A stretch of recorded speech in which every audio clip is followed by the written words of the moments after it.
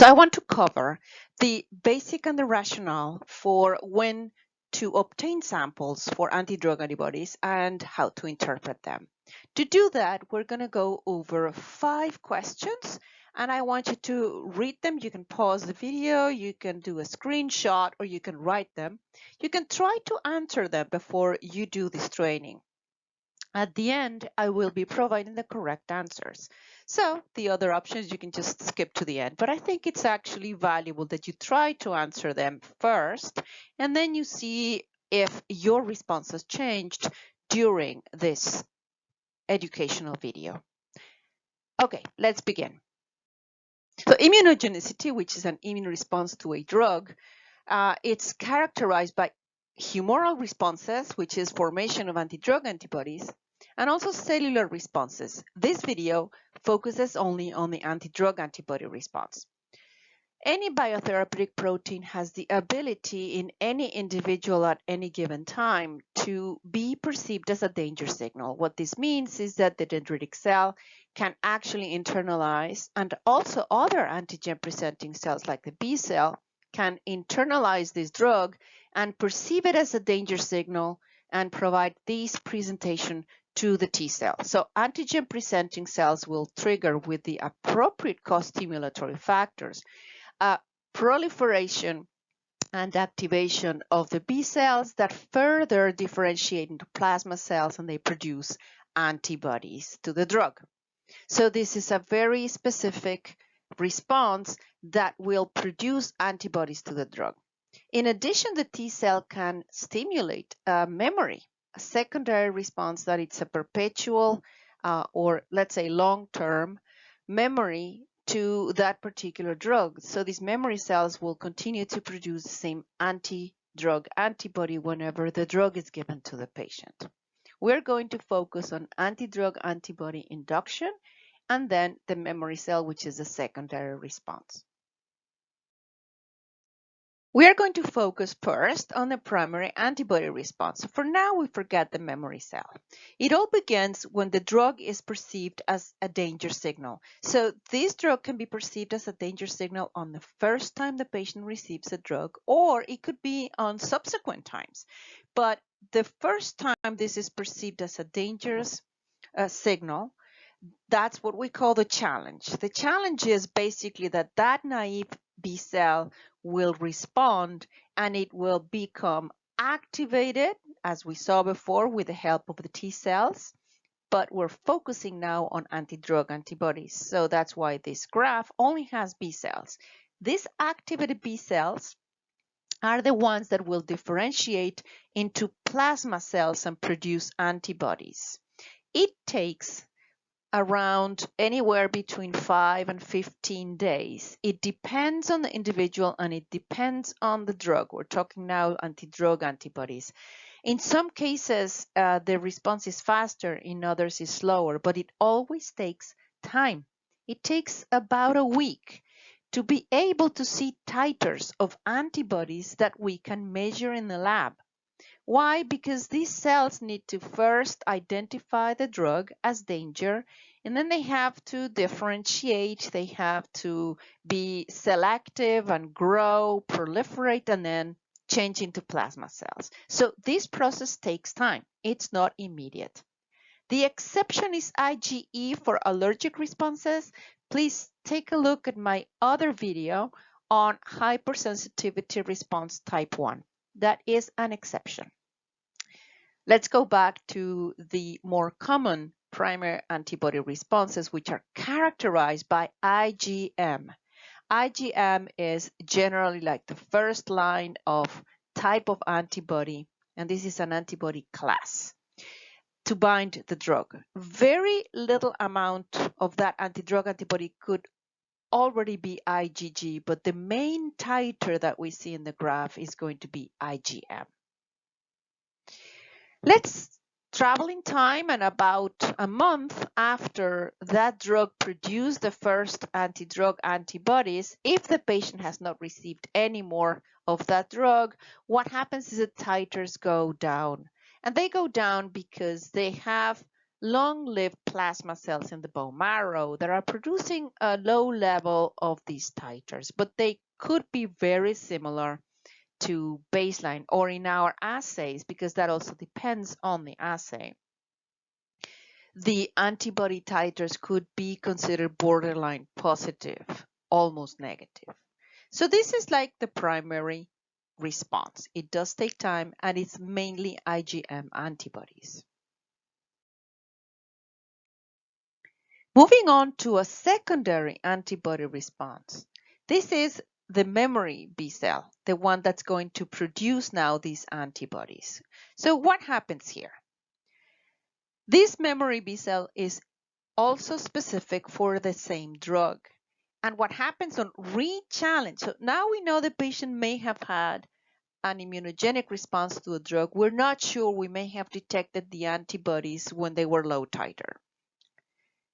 There's an option, depending on the disease that we're treating and depending on the manifestations, that the benefit risk is favorable to patients. So we may do a re-challenge, and we're very cautiously following that anti-drug antibody response on re-challenge.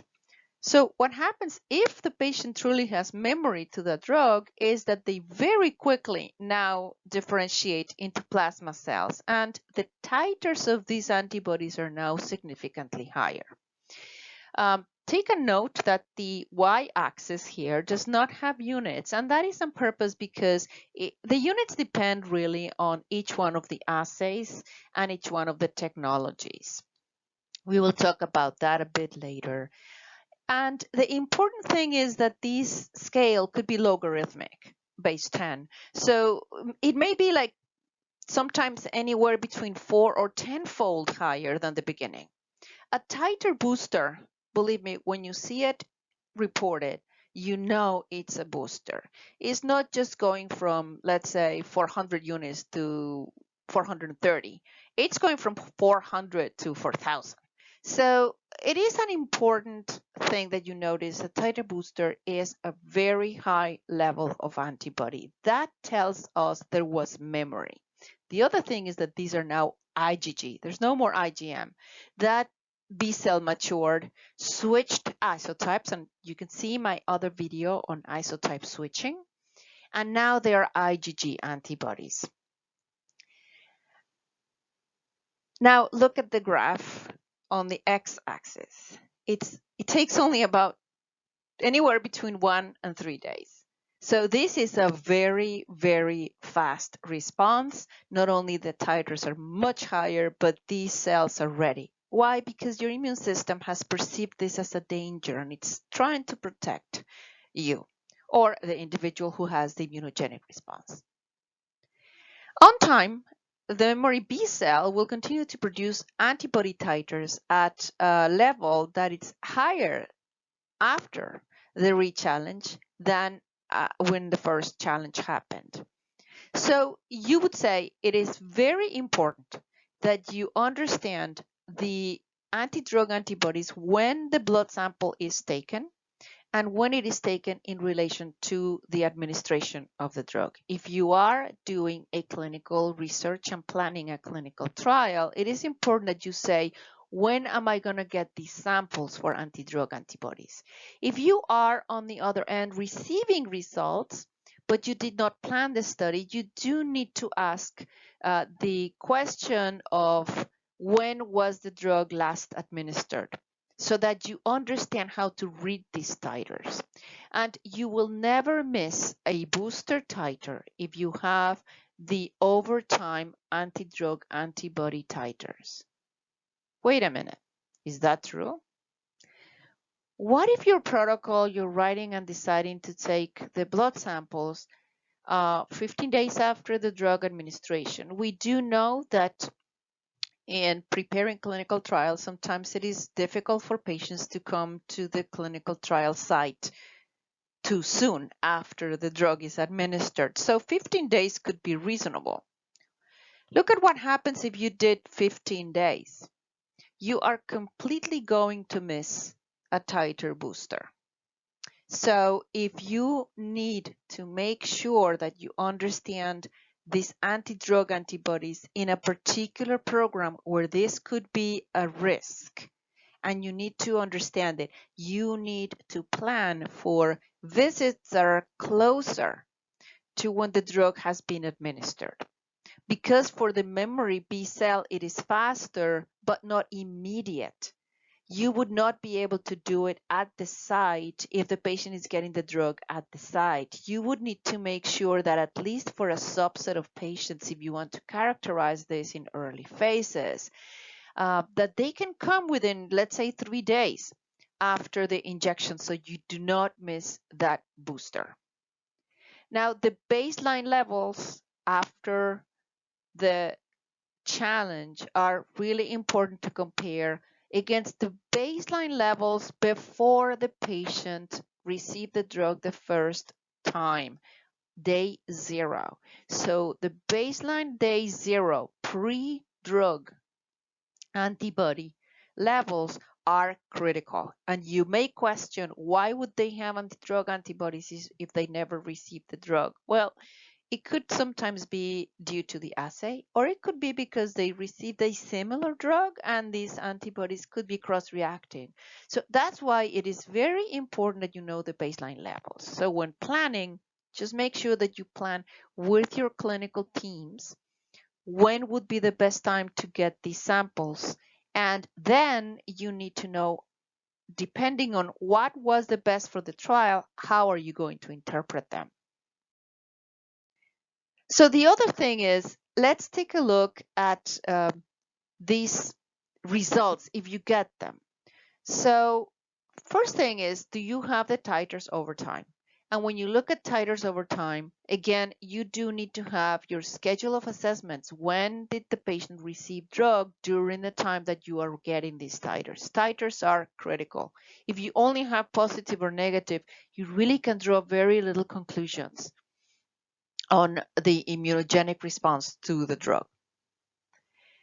Again, you need to have baseline. If there were patients who did not have baseline anti-drug antibodies, it's going to be much more difficult for you to assess what is happening over time. So baseline are critical. Please, if you plan the protocol, include the baseline titers. Now, you also need to say, if you're working with a program or a particular protocol and you're looking at results, are there different anti-drug antibody assays? And what do I mean? Well, you could do IgM and IgG. In some cases, you will be getting a report that says IgM anti-drug antibody titers and IgG antibody titers. That's going to help you in terms of understanding if there is some sort of a primary response that is characterized by IgM, or if you already have IgG, it's more indicative of a memory response. So you need to make sure that when you are reading your results, what are you reading and what interpretation are you going to give to that?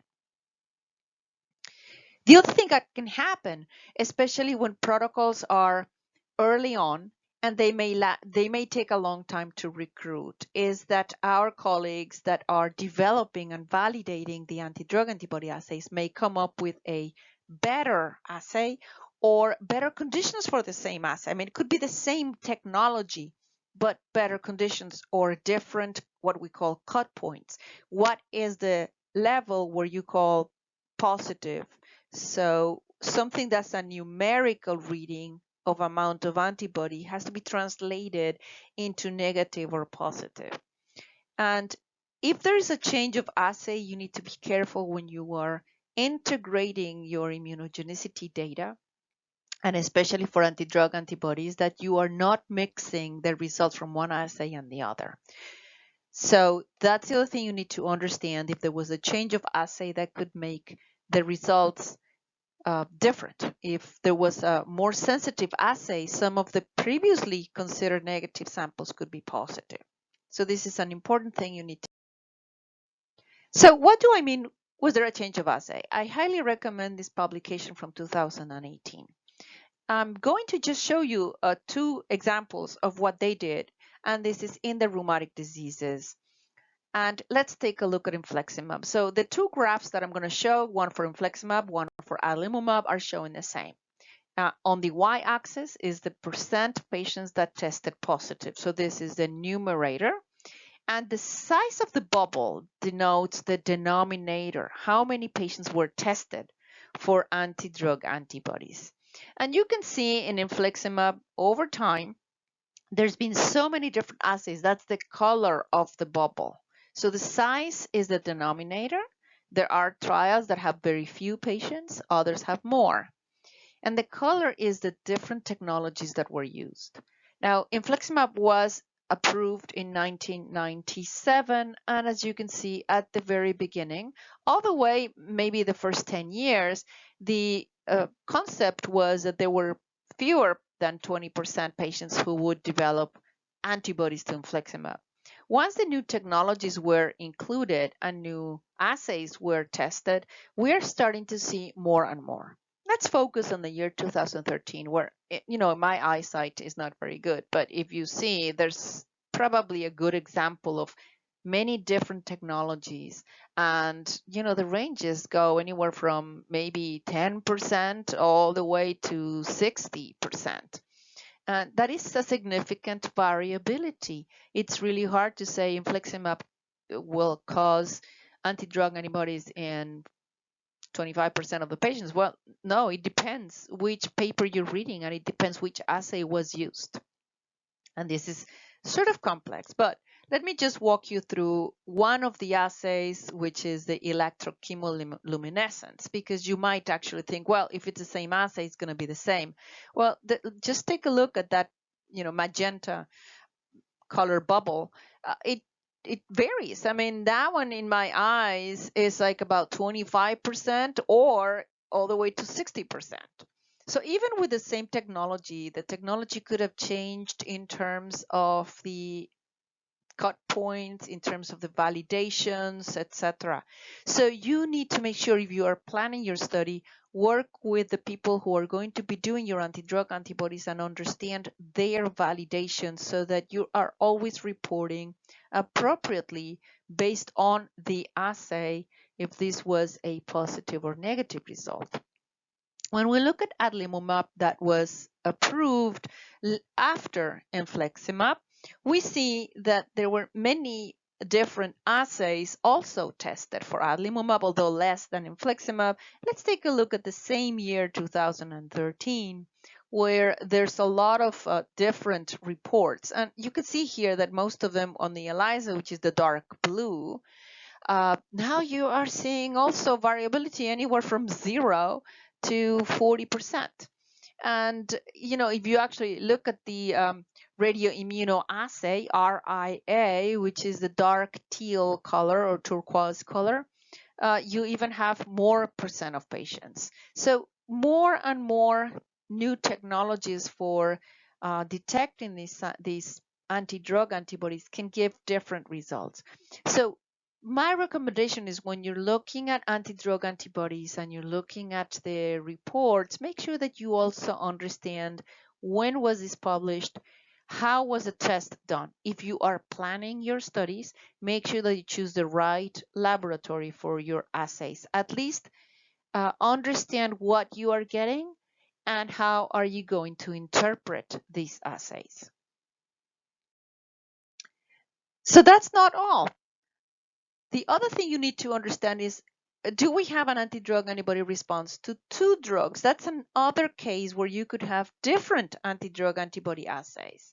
So again, you may get anti-drug antibodies and you need to understand, am I getting the same anti-drug antibody for IgM and IgG by isotypes? Was there a change of assay? Am I getting results for the same anti-drug antibody, but they were done with different technologies? Or am I getting different anti-drug antibodies in response to 2 drugs? So why would you do that? Well, let's just imagine that you have the first drug and you will have your primary response. In this case, this particular publication by Benjamin Cummins is actually showing the y-axis, and this is also a logarithmic scale. So you have the curve of anti-drug antibodies, as I mentioned before, anywhere between 5 and 10 days. You have the peak on titers for that primary response to the first drug. Let's call it drug A. Now, when you give drug A on a second exposure with drug B, you introduce drug B for the first time. Now, what you could have is a scenario where drug A could be perceived as a re-challenge with a secondary response, while the drug B is having the primary response. And you do need to understand, if you're getting anti-drug antibodies, for patients who are getting 2 drugs, you need to make sure that you understand the titers for each one of these drugs. Because obviously, if you have re-challenge for drug A, those titers are going to be higher than if you are looking at drug B. When would you have this? Well, when there's drug combinations. These are being used more and more in cancer patients, and there is a chance that in some cases they're not started at the same time. It could be that you start with one and then you introduce the other. Also, pegylated drugs. So pegylated drugs have polyethylene glycol. And even though PEG is not a drug, it is a compound that is found in laxatives, it is found in cosmetic products, it is found in toothpaste. So bottom line is some people may have circulating anti-PEG antibodies. And when you give the pegylated drug, your anti-PEG antibodies could be the drug A, like I'm showing here. So even though you are not introducing a drug in sequence, in reality, the PEG was introduced in sequence. So you need to understand if these are anti-PEG antibodies to the pegylated drug, so to the PEG part of the drug, or if these are antibodies to the active part of your drug. This is also an important concept. There are complex biologics being created that have different pieces of molecules that each one of them separately could be immunogenic. So in that case, you should also have more than one anti-drug antibody assay. And also with drug transitions, you might actually want to transition if a patient is not responding to a drug, let's say infliximab, which is an anti-TNF. You might try another anti-TNF, could be anti-drug, Humira, or you might want to use Enbrel. And when you have drug transitions, you also need to understand that you have 2 different drugs. Even if they have the same mechanism of action, they are different drugs, and you need to follow the anti-drug antibodies of all of those drugs. So for a particular program or a drug, if you are wanting to do an analysis of anti-drug antibodies, please take into account a lot of these different concepts. The time of the injection of the drugs, the titers of the antibodies, the isotypes if possible. That's not always available. And also what kind of assay are you having, and are you having 2 drugs, 2 or more drugs to analyze? All of these you need to take into account when interpreting anti-drug antibody results. And again, baseline levels are critical for that interpretation. So understanding if there's anti-drug antibodies is not just a scholastic process on knowledge base, is because there are consequences. So we have the therapeutic protein can be identified by the dendritic cell, or a B cell can also work as an antigen presenting cell that activates the T cell.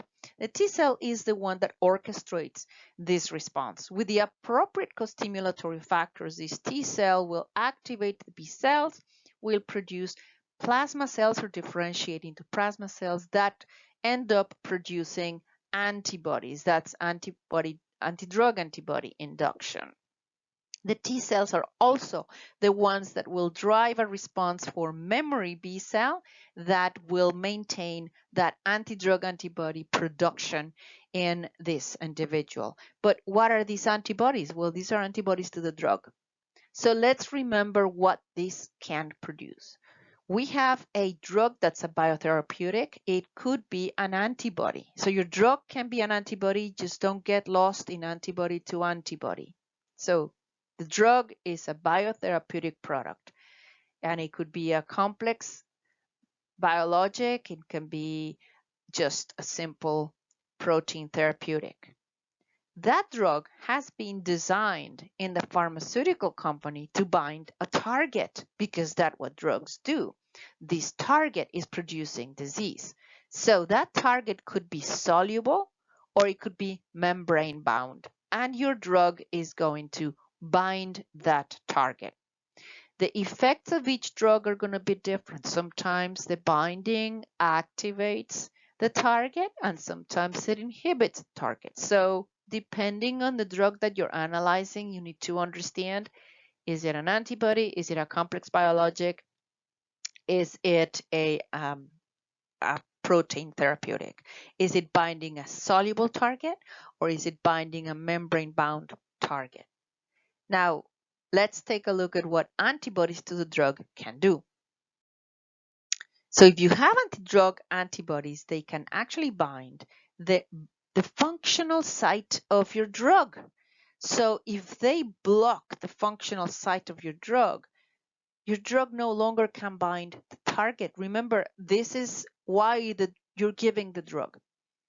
So if you have anti-drug antibodies that block the ability of that drug to bind the target, that drug is not going to work. And you're going to have impact on efficacy. So this is where you take a look and you say, okay, now I understand there's anti-drug antibodies. What were the titers? How were these patients dosed? And if they do have antibodies, is this doing something to the efficacy of that drug? But these anti-drug antibodies are really polyclonal, and they could bind any piece of the drug. And sometimes I have to tell you, the pieces of the drug that are not binding the target oftentimes are larger. There's more of them. They have other characteristics for the drug, but they are not preventing the binding to the target. They are preventing other functions of the drug. So sometimes what this happens is the tail of the drug, the one that is not binding the target, is the one that gives the drug the characteristics for metabolism. So when an anti-drug antibody binds outside the functional site of the drug, it can be changing the metabolism of that drug. In some cases, it could actually prevent the drug from being excreted, and it could prolong the time of the drug in the blood. So technically you could say, well, this could create better efficacy, but you do need to understand it because maybe you need to space more the drug for individuals who have developed these antibodies. Sometimes it's the opposite, that the drug binding, the antibody binding the drug in this piece can actually make the drug be metabolized faster. In other words, it's like a sponge and it takes it to the excretion pathway faster. And so in this way, even though it did not prevent binding to the target, it actually metabolized your drug faster. And this will reduce the efficacy also. So there's two different ways of reducing efficacy. One is through the PK, altering the PK, and the other one is altering directly the binding to the drug target. That's one reason why it is very important when you are going to be detecting anti-drug antibodies in the blood of your patients. If you are planning a study, make sure that you get a PK sample at the same time that you get anti-drug antibodies, because when you look at the titers of those anti-drug antibodies on that particular visit, you also can take a look at the drug concentration on that visit. If the anti-drug antibody is bound to the drug and it is actually blocking it from working or accelerating the metabolism, you should see less drug levels in the samples that have anti-drug antibodies. So it is very important that you take them on the same visit. Now, contrary to PK, the PK is normally sampled before the drug is administered so that you can see the trough levels. And anti-drug antibodies we saw take about 3 days, even with the memory, to build anti-drug antibodies. So for the anti-drug antibodies, if the site that is conducting the study forgot the anti-drug antibodies, they took the PK sample, they dosed the patient, they can still take the anti-drug antibodies after the patient is dosed. So around the time of dosing is very important to get those anti-drug antibodies and have a corresponding PK sample for analysis of your data. Let's take a look at the responses of the questions. A secondary response can be easily identified by a booster in the antibody titer anytime. Well, the false statement here is anytime.